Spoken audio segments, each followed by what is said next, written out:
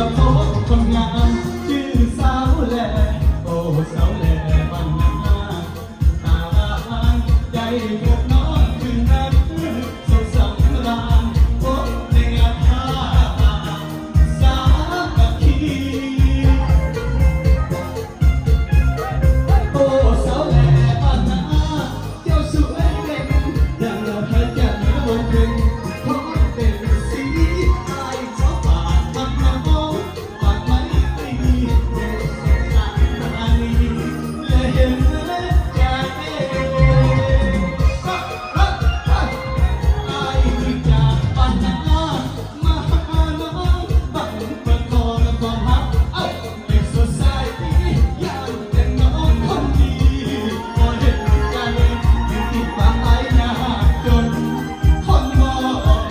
มี ไอ้จะหาเงินทองไปขอแต่งถ้าจองเป็นแขกไอ้ขออย่าไปขอให้น้องคนดีตั้งตารอจงรอวันนั้นบ้านนาลีลา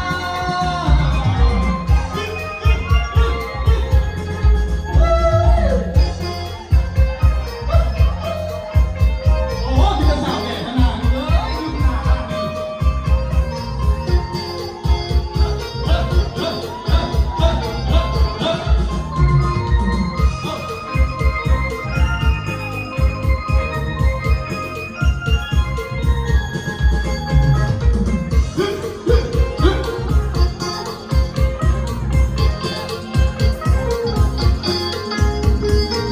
ได้พบน้องคนงามชื่อสาวแหล่โอ้สาวแหล่บ้านนา